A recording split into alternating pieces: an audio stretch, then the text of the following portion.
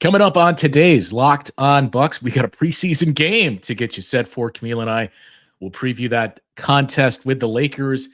The NBA GM survey came out, not quite as heavily populated by Bucks as it has been in years past. And some very interesting things Doc Rivers and company had to say about this defense and new assistant coach Greg Buckner. Camille and I share that information with you after this on Locked On Bucks.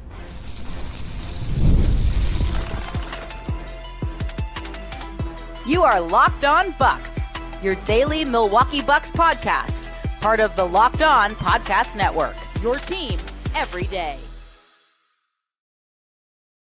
Welcome into Locked On Bucks. I'm Justin Garcia, joined as always by Camille Davis, and we thank you for making Locked On Bucks your first listen of the day each and every day, free and available wherever you get your podcasts. You can find us on YouTube as well, all part of the Locked On Podcast Network, your team every day.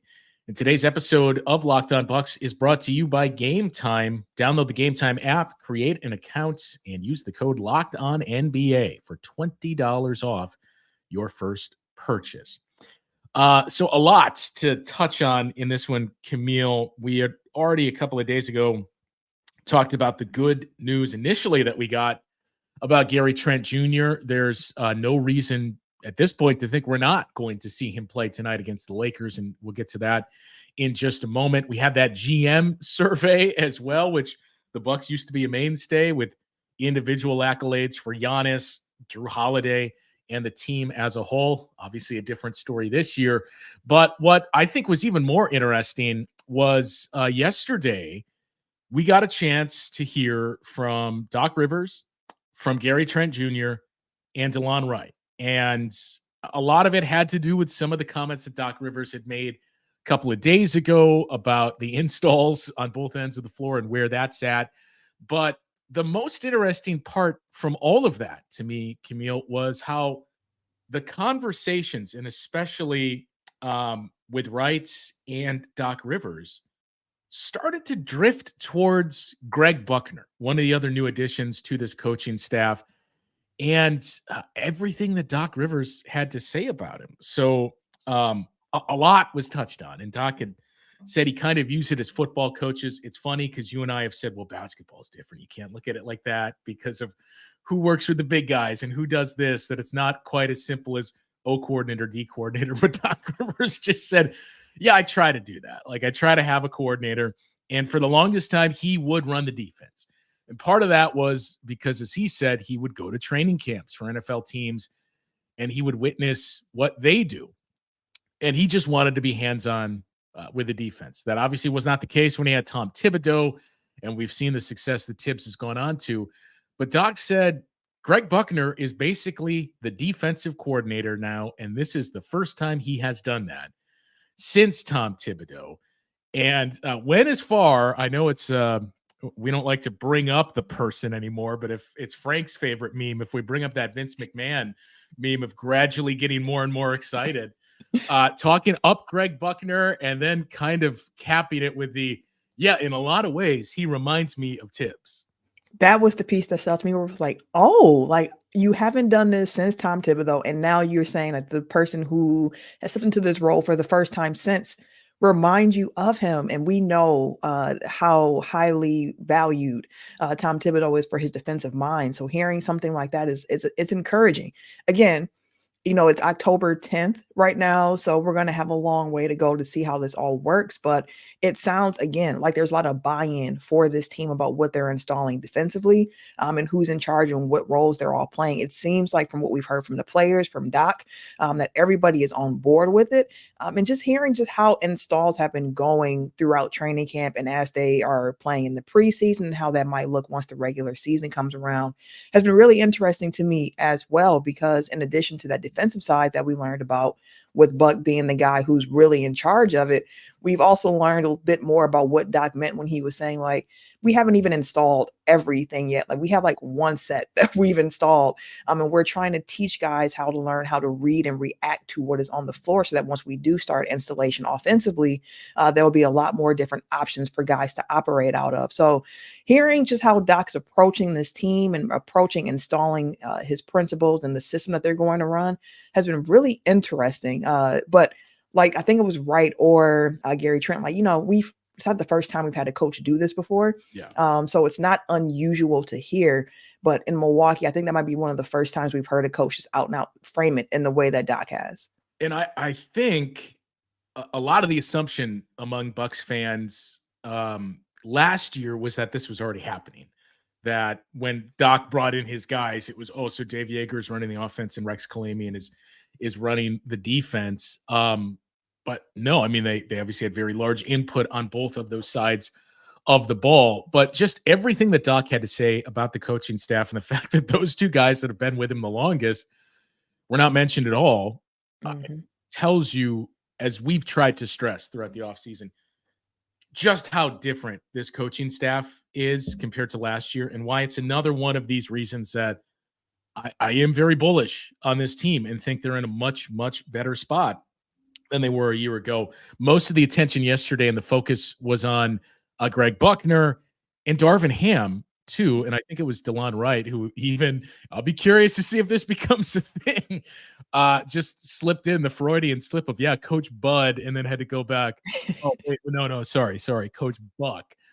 So curious how many times that comes up, especially if the way they play defense is similar to the way they did under Bud. And I don't know about you, Camille. I think we briefly talked about it. I'm inclined to think so, especially some more tidbits you got from things that Doc Rivers had to say yesterday about one of the reasons why he really targeted and sought after Greg Buckner.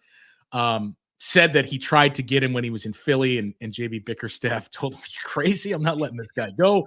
And then the minute that JB Bickerstaff was dismissed, Doc very candidly telling Greg Buckner, "Look, he's probably going to get another job, but I'd really like to have you on my staff here." And talking about one of the things that really drew him to Greg Buckner was the way they play defense in Cleveland, and that they were perennially a top 5-ish defense. And the personnel that they had to do it, it's not to get into the weeds on where the Bucks are at with perimeter defenders, but they had two bigs that they played most of the time. And we saw how that worked with some of the strides that we saw along the way from not only Evan Mobley, but Jared Allen as well as your prototypical rim defender. And then you had Evan Mobley as a help guy. Almost identical to what in its heyday the Bucks would do with Brook Lopez and Giannis. And we haven't been told concretely, yes or no. But it certainly feels like there's the acceptance of, look, we do have shortcomings on the perimeter. We know we're going to have to build in some things with Damian Lillard. It's part of the bargain when you bring that in, the offensive trade-off for defense. But we can wall off the rim with these guys, with Giannis, with Brook Lopez. We can get back to doing that. We might not be quite as elite, but if we do that, we think we can make up enough. And most importantly, the big difference is when the Bucks did that under Bud, you were still winning with defense. It was kind of, I don't want to say slog, but it wasn't a crisp offense. Sometimes the numbers and the points that the Bucks scored can be deceiving with just how they were efficient there. If you have Giannis and Damian Lillard and everything we've been led to believe about that chemistry, it should be better. Gary Trent Jr. should make it better as well. Some of the things that Doc has talked about with how they're going to utilize Brook Lopez offensively, that should make it more efficient too. So the point being, if you do the same things as you did under Bud, even if your defense is not elite and a top 3-5 defense, if it can sniff the top 10, somewhere around 12, but your offense is where we think it's going to be, we've seen that formula win big time for other teams. Yeah, we have. And for the Bucks, like, it's one of those things when you're thinking about the pieces that they have on this particular team. We've mentioned it a lot throughout the offseason of how it just feels like this team makes a bit more sense on paper than last year's edition did. And we've gone into the details and the reasons as to why that is. But from your point about utilizing Giannis, utilizing Brooke in ways that we've seen in years past and how that might look, definitely think that's something that we're going to see. But I'm also really interested in seeing how these looks for the defense are going to be with Taurean Prince in there, because he is somebody who's coming in to play some small ball for this particular team. Taurean Prince mentioned it himself, like, it wasn't a pitch that was made to me when I got here. Like, yeah, if you come here, you get to play the 4. He's like, I just came here because I want to win. I see a team that has the chance to really make a push going on in the playoffs. So I'm going to do what I have to do. And then as he got here, understanding like, okay, I'm going to be playing some small ball 4, which we saw in the first preseason game as well, although there was no Giannis in that game. So those looks look a bit different. But in addition to what Buck has done in the past before with Cleveland's defense, so on and so forth, I'm really interested in seeing what he's able to do when the Bucks do decide to go small every so often, using that Taurean Prince at the 4 lineup to see what they can unlock. Because we heard all summer, one thing the Bucks want to do defensively as well was just be a bit more versatile. And we were trying to think of ways that could be. And we mentioned, like, if they had a guy who can unlock some Giannis at the 5 combinations, it could be really interesting to see. And I think we're going to get some of that. Again, I wouldn't guess that it's going to be something we see often, because Brooke Lopez is still the 5. Last that we've heard, Giannis still prefers to play the 4. But just being able to see the versatility, different looks, I'm really excited about what we can see this season with this Bucks defense. Yeah, a couple of more thoughts on that, on Coach Buckner and his past, but the Taurean Prince aspect as well, I do want to get to coming up after the break. And as we mentioned too, we do need to touch on the GM survey, if for no other reason than how different it feels to open up that gift this year versus some years past. So Camille and I will get to that coming up after the break here on Locked On Bucks.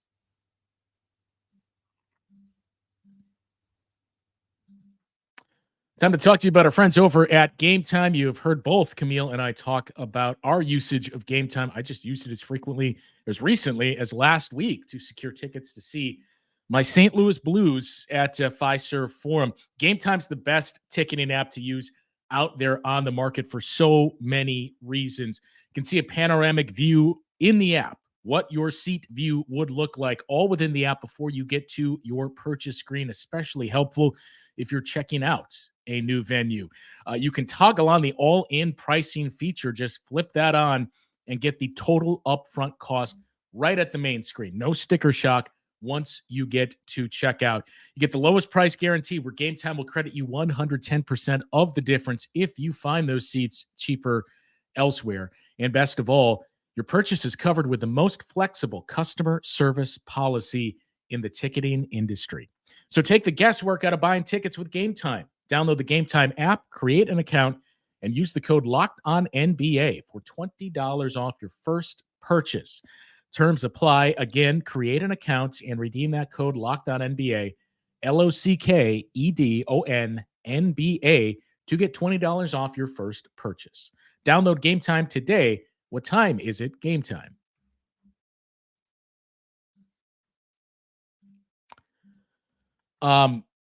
Just looking back at Greg Buckner and what he was able to do in Cleveland with the Cavaliers. He joined the staff in 2020.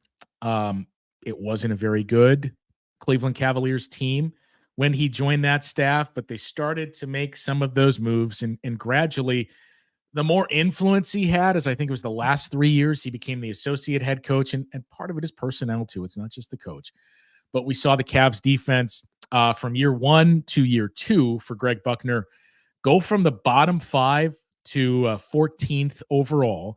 And that was the year the Bucks won the title, to the year after in their title defense.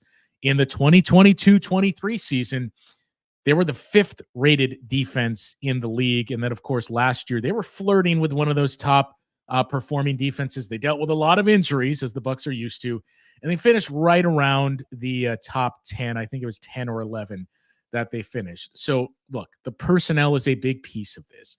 But as Doc Rivers has pointed out multiple times, this guy has the track record of doing that. And that was, again, why he said, dating back to his Philadelphia days, he wanted Greg Buckner on his staff. Yeah, absolutely. And the thing with Buckner, what I'm excited to see is what he brings to this team. Like I see this comment as we record live on YouTube, which shameless plug, if you're not subscribed to our YouTube, please go ahead and do that on Locked On Bucks. But I saw this comment come in from Q just mentioning like, so we're going back to Bud and Ham's defensive scheme. Does anyone else feel like, make your own reads and follow the flow? We heard from GTJ, sounds like Bud's play random.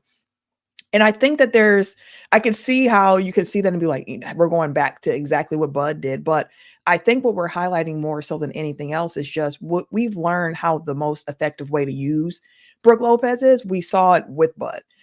So I think some of those concepts that you saw with Bud in the sense of how to use Brooke Lopez, you will see again. But I don't think it's going to be a 1-for-1 match of the defense that Bud ran here in Milwaukee. We saw it in the first preseason game. There was a bit more scrambling going on, but that could also be part of the fact that, they are slow rolling the installment in, and they want to make sure that players are able to make the right reads and play instinctual basketball. So play random, I can hear how you can say like, that sounds really, really similar, but I do think it's a first step in building upon something else for this particular Bucks team. Yeah. That was interesting to me, and we may just have to shift a lot of the GM survey discussion towards the end, because I think it probably raised some eyebrows if you're one of the Bucks sickos that went through and listened to all those clips from yesterday's player availability of that, the play random. But I took it as, I think he even articulated this at one point in his quote, but Gary Trent Jr. basically saying, look, it's new for me. We're still figuring out the Giannis. Figuring out is probably the wrong way to put it, but we're still optimizing the Giannis and Dame pairing. I have to adjust to that. I have to adjust to all of my teammates.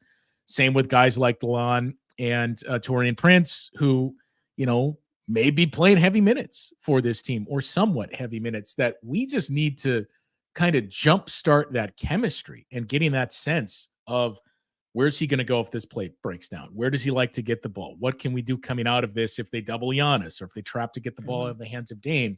So that's what I took it as. And Doc kind of said the same thing too, of we don't want to, bombard these guys with installs. We just want them to get accustomed to playing with each other and finding, what can we do from here? Where can we go on to plan B and C and things of that nature? The other thing too is, I don't know, maybe Camille, you can accuse both of us of being overly optimistic and coming close to overdosing on hopium here. The more I've heard them talk about their approach this summer, the changes to the coaching staff, the changes from Adrian Griffin to Doc Rivers, right? All of that stuff and what he brings. And it's a similar read to what we said for years under Bud. Let's set aside the playoff discussion. The fact of the matter is, Doc Rivers has been one of the best regular season coaches in the history of this league, similar to what Mike Budenholzer has done. You're going to have a high floor, and he's going to be able to lift that. And now he gets to come in there with a full empty slate to take over, and not what he walked into last year with the injuries and schedule and everything else. So I do expect them to be very good in the regular season. I would probably take the over on their win total because of my faith in Doc Rivers as a coach. Regular season, we'll get to the playoffs when we get to the playoffs.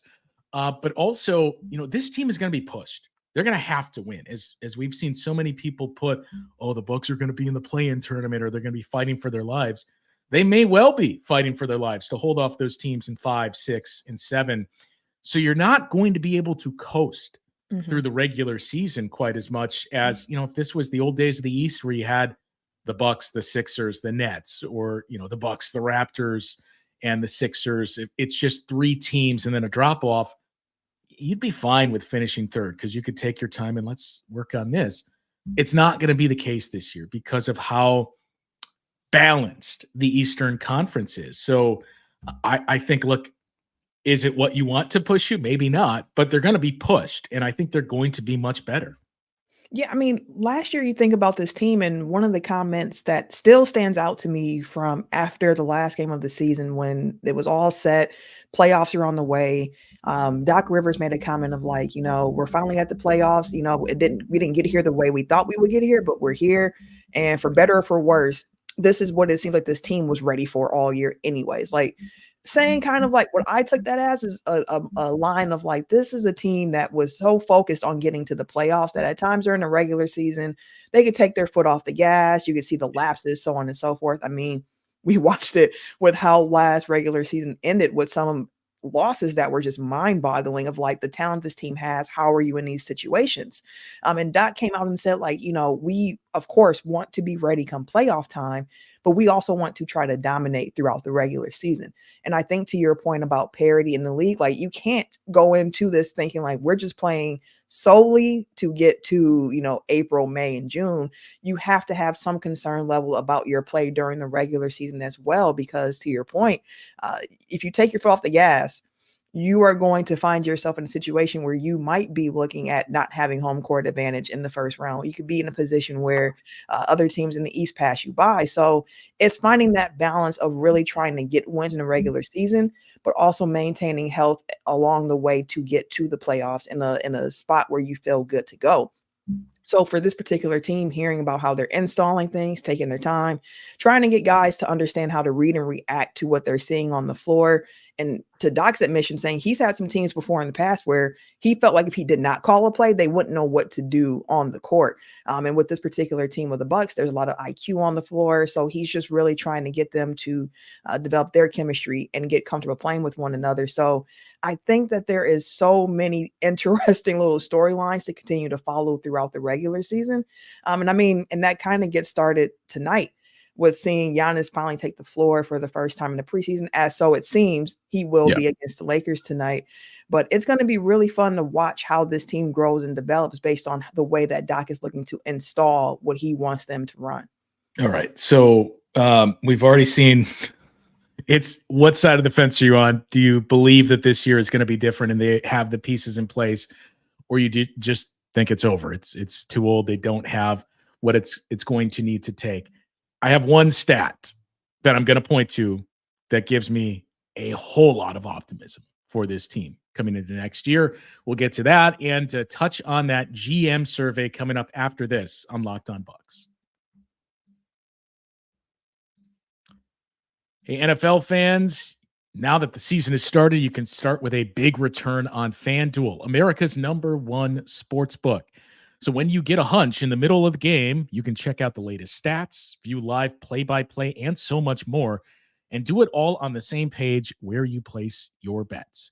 You'll get started with $200 in bonus bets guaranteed when you place your first $5 bet. Doesn't even have to win, and you get that $200 in bonus bets. To get started, just head over to FanDuel.com. All right, Camille, when we talked about versatility and ways that this defense can play differently. Now, look, I get regular season versus the postseason is a totally different argument here, but I'm going to go back to a different team a year ago in the Los Angeles Lakers, who faced a lot of the same things the Bucks dealt with. They made a coaching change, granted, after the season. The Bucks did it during the season. They had injuries. They had a roster. Their top-heavy players were starting to age out. The Lakers' best lineup last year in the regular season was Anthony Davis at the center, Taurean Prince at power forward. It was interchangeable from there, and those two were really the benchmark of a really good lineup for the Lakers, regardless of what you've heard about the Lakers, Darvin Ham and Taurean Prince. That was their best grouping, to have Taurean Prince and Anthony Davis together in your front court. The best lineup, the other three players out there, D'Angelo Russell, Austin Reeves, and Cam Reddish, are those better defensive players than what we're talking about with Damian Lillard, Gary Trent Jr., and Chris Middleton? I think it's certainly debatable. The point is, look, it's not elite defenders that you're surrounding these guys with.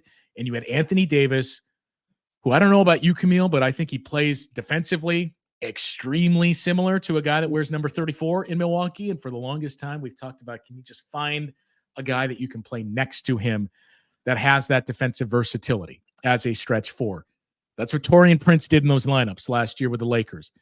In those groupings with Taurean Prince and Anthony Davis at the 4 and the 5, the Lakers had a league best plus 23 net rating They were in the 99th percentile offensively and 98th percentile defensively. It gave you the option to switch 1 through 5 somewhat, depending on the other 3 guys out there with them.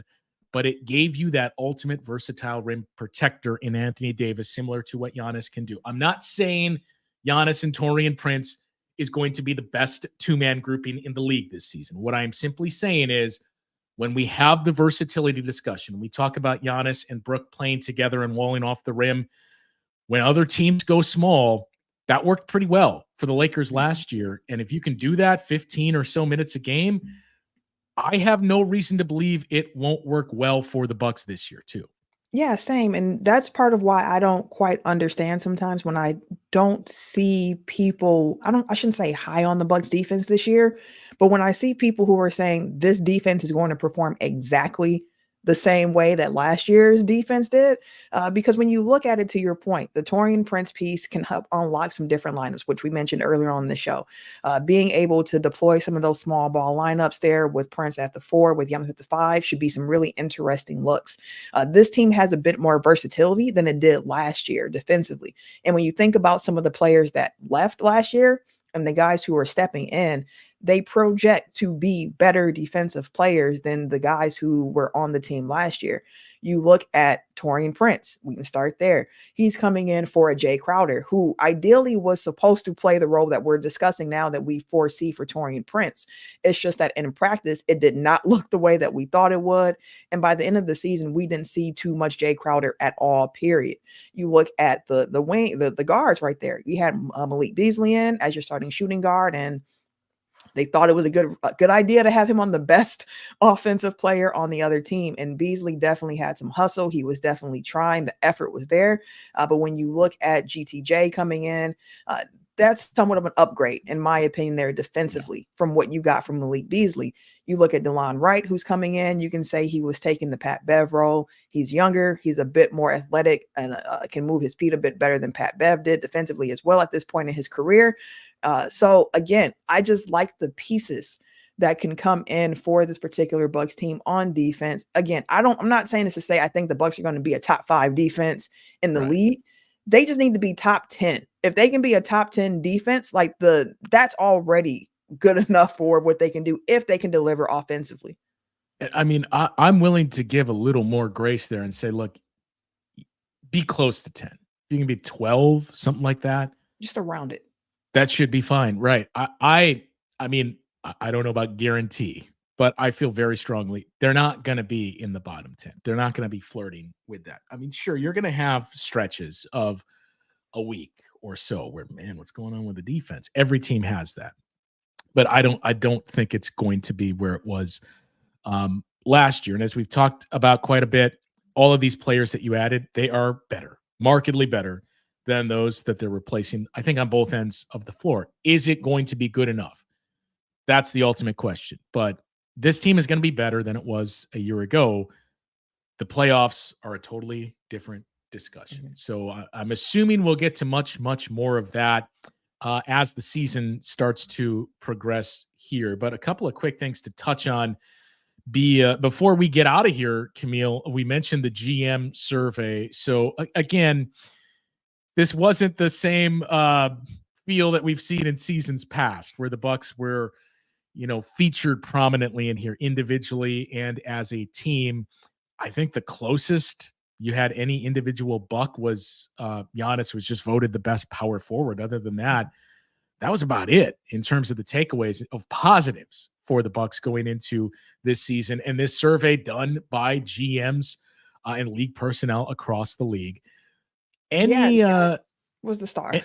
Any big takeaways from you on this? I mean, it fits a lot of what we talked about this offseason, in the sense of, like, this is a team that is being somewhat overlooked, and we understand the reasons why they are. When we look at the GM survey, it comes off that way as, again, I mean, last year the Bucks were seen as, the second best team in the East. That's not the case this year. They finished 5th in the East there. Don't think they're going to be able to come out of the conference. And to your point about Giannis, like, yes, he was still able to get some votes, best power forward. But even though that was a decline from what he got the last year, like, last year's survey, he was also seen as the best power forward. 97% of the vote last year. This year, 77%. So he's seen as somebody who still makes coaches think. He's still seen as one of the most versatile players in the league, but not much love when it comes to that MVP conversation for Giannis. And overall, when you're thinking about superstars and the players on this team, wasn't a lot of Damian Lillard in this survey at all. So again, it just real seems to fit the perception of the Bucks heading into the season, which is, I mean, I guess they could be good, but like there are other teams we like more for what they did this offseason, what we saw from them last year. So it fits into the whole, like, people are sleeping on the Bucks narrative. So hopefully this is a team that can come out, not be driven by media narratives or anything like that, but just come out and say, like, we think we're better than what we have displayed last year before, and we're ready to show it. We'll leave a link to the GM survey in the podcast feed here as well, so you can check it out if you have not yet. But, the other interesting thing to me was the Bucks were picked to finish 5th in the Eastern Conference. The majority of votes for the Bucks had them slotted at 4th. But just overall, who is going to, I think it was phrased, win the Eastern Conference? They got 6% of that vote. The Celtics got the majority of it, obviously. Then you had the Knicks and Sixers basically even. Cavs finished in front of the Bucks. The Cavs had 3% of the first place votes. The Bucks only got votes for 3rd and 4th. So again, people very down on them. And, Camille, this is, I suppose, as close as I'll get to a bold take here. I know earlier I had said I did think the 76ers are going to win the East in the regular season. Some of what we heard from Joel Embiid has kind of changed my mind a little bit, because I don't believe they're going to play him as much as they did by their choice, not necessarily injuries in years past. And if that is the case, and Joel Embiid does not play in the requisite amount of games for an MVP or individual honors, then I don't think the 76ers are going to finish with the best record in the East. I don't think the Bucks will, but I think either the Bucks or the Cavs are going to finish 2nd in the Eastern Conference. I think both of those teams, and the thing about Cleveland, it's kind of what we dealt with the Packers. It does seem like the Cavs are starting to build up a lot of buzz with the coaching change, keeping all those pieces, as we touched on the defense, that you're seeing people saying, well, wait a minute. Not only that, what if they do make a trade for one of those guys that they seemingly have surpluses of and bring in other pieces? Cleveland's starting to get a lot of love. I think they're going to be good. But I think either the Cavs or the Bucks, whoever wins the Central, is going to end up with the 2nd best record in the Eastern Conference this season. The Cavs take doesn't surprise me. I like that you went out there on the record to put it out there, because the Cavs, as we saw last year, like when they are healthy and they were rolling, like that was a team that looked like they could really make some noise in the postseason. It didn't, pan out that way for him. Health was also a part of the equation for him. But that's also what impressed me about Cleveland last year, is that despite some of the injuries, they were still able to find some ways to win a lot of games. So I don't think that, that's out of the realm of possibility for Cleveland to finish 2nd in the East. I don't think it's out of the realm of possibility for Milwaukee to. What I see it as, I think it's going to be one of those years where you have a bunch of teams that are separated by a game or two, and it's just going to come down to those last few weeks of the season, which for the Bucks, that March schedule is one of those ones where when I look at it and see the gauntlet of teams that they're going to have to play to end the season, it's going to be tough. So it's not going to be a chance for them to relax at all coming out of All-Star break, heading into the end of the season. They're going to have to bring it. So I'm cool with the media, with GMs, with everyone around saying, like, we're not really thinking too much about the Bucks. We, 4th seed, 5th seed, or Bleacher Report 7th seed in the East, whatever that might be, that's cool. I'm just ready to see this team go out here and hoop. Like, just forget all the other noise, like show what you can do on the court, and then we can have the conversation. I think there's a lot to point to. And again, if you're out, you're out. Right? Camille and I can't sway you on it. And I get it. Based on what we've seen the last 2 years, that's fine. The age of the roster, everything else. But there are reasons for optimism. If you choose to accept those, they are out there. What we talked about with the defense, what Taurean Prince is going to bring, even some of the Chris Middleton slander where you can't stay healthy and he's injury prone. I mean, I suppose we're getting way off topic here, but Camille, it's One of the things that drives me the most nuts is some of the discourse surrounding Chris Middleton, because as you and I pointed to, I mean, it's unfortunate, but these were freak accidents that led to what we saw the past 2 seasons. And not only that, I think people would be stunned if I told you last year, Chris, the whole made of glass take and can't rely on him, he's always hurt. What if I told you he was probably on track to playing around 68 to 70 games last year? He missed 8 games up until that Kevin Durant coming down on the landing zone issue. And that was 2/3 the way into the season. So I don't accept the Chris is made of glass and you can't do this and that. And I think there's a lot more things to point to for this team and an optimistic view for them this upcoming season. We have another game tonight. It is the Bucks and the Lakers. So tomorrow's show will be a post-game show. And Camille, we didn't even get to the other piece of news that came out very, very late last night. Well, news is the wrong way to put it, but we can close with this and get some of Bucks fans' reactions and pivot to it in the coming days, especially if more develops.